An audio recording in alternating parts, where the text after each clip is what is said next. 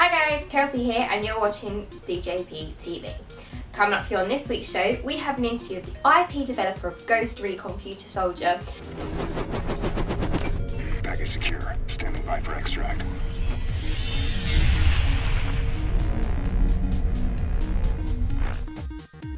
And a review of Choplifter HD.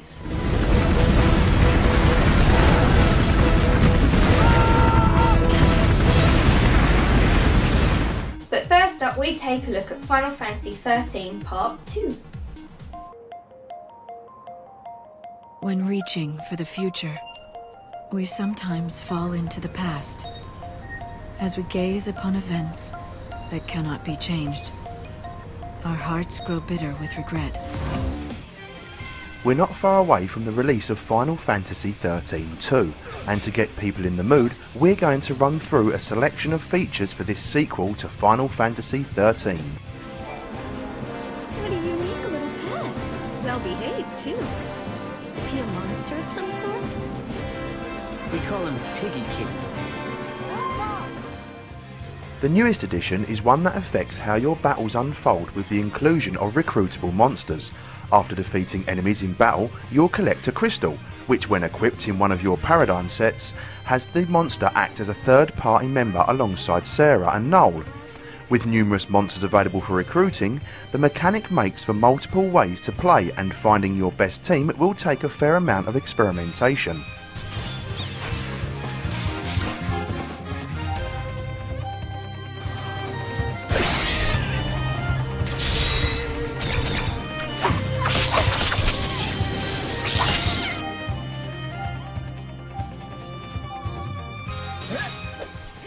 During certain battles, usually bosses, you'll get the chance to pull off what has been named a cinematic action.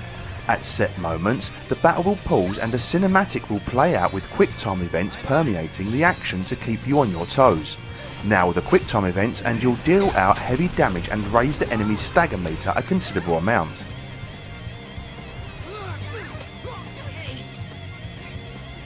Final Fantasy XIII-2 also has a strong focus on town exploration, including interacting with other characters, something many criticised for lacking in Final Fantasy XIII.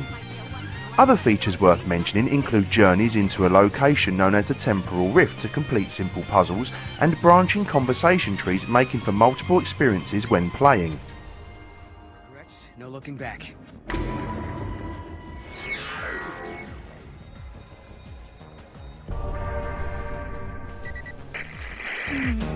Alyssa, what do you think? Even the Army's having a hard time with Atlas. If you want to take him on, be my guest. We'll have more on Final Fantasy XIII-2 in the coming weeks on dailyjoypad.co.uk, so be sure to check back soon.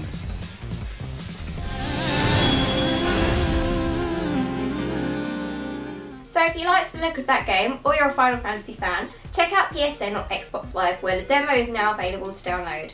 And check out dailyjoypad.co.uk where we'll be having a Final Fantasy week. We'll have plenty of features and previews in the lead up to a full-length review. So this week we got to have a little go of Ghost Recon Future Soldier. Unfortunately we can't say that much about the game right now, but we do have a special interview with the IP developer of the game, so let's go see what he had to say.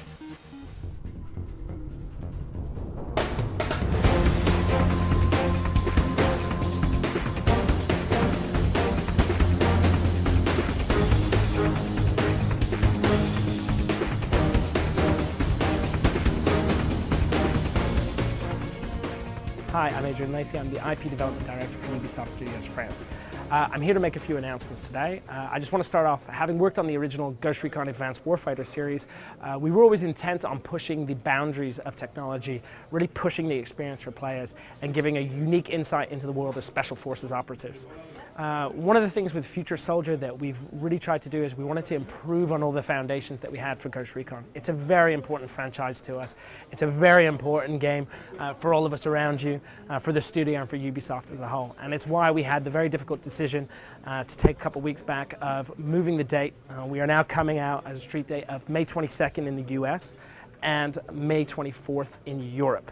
One of the reasons we chose to do this is because we wanted to push every part of the game just for the players. One of the things that's important to us is whether it's AI, whether it's that 4-player co-op campaign, whether it's the adversarial modes in multiplayer, we're content complete. We're pretty much there. We just want to take that extra couple of months to make sure that your experience is perfect. A lot of people have been asking questions about the beta. Yes, we will be announcing the beta on Xbox 360 and PS3 in April.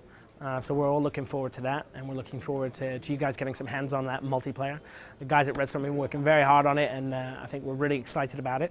And for those PC fans out there, yes, we are announcing officially the PC version of Ghost Recon Future Soldier. You will, of course, also have the Ghost Recon Online experience, which is a free-to-play game. But Ghost Recon Future Soldier, that wonderful big blockbuster, is coming to you as well. Again, we really want to thank you for your patience and your loyalty. Everything we're doing for the sake of a couple of months is for you. We really want to provide the best and most unique shooter experience coming to the market this year.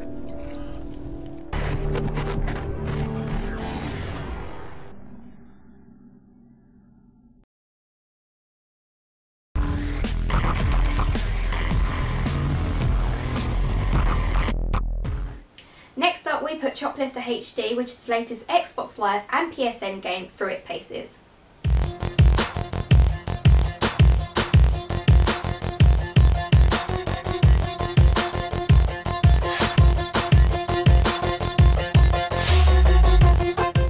Choplifter HD is a modern remake of the 1985 coin-op Sega arcade game, which itself was a remake of the original 1982 version of Choplifter. The game places you in the role of a helicopter pilot charged with rescuing people caught up in various situations. We have an AA gun ahead. Here's a present for you. Events start with 4 tutorials that range from flying the helicopter and using weapons to the different types of rescue situations. Then it's into the game proper, and also where Choplifter HD seems to get a bit confused. At first glance, missions seem to follow a logical story. The problem is, rather than focusing on one area first, levels hop around like a kid on a pogo stick after consuming too many Smarties. And then you find yourself rescuing survivors from a zombie outbreak. Is no game complete without the undead appearing in it in one way or another these days? It's weird they're all wearing the same thing.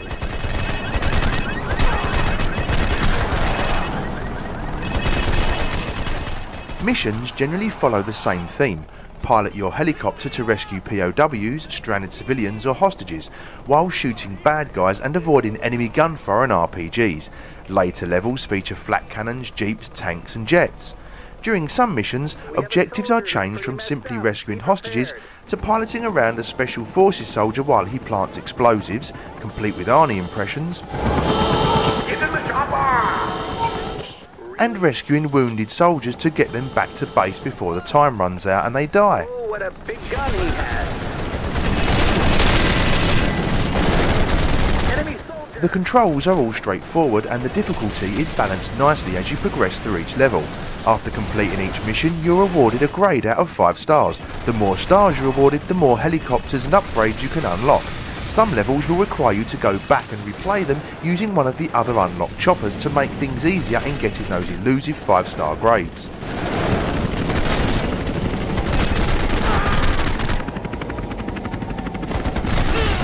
Overall, Choplifter HD is entertaining, even more so if you remember the original games. It looks good and has plenty of cheesy moments, including some rather random guest appearances.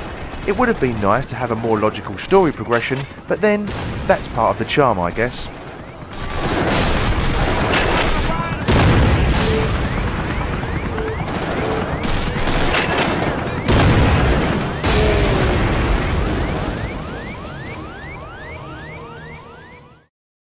Well, that's it for this week again. As always, don't forget to check out dailyjoypad.co.uk for all the latest news, reviews and previews. As always, thank you for watching. Have a lovely week. Bye.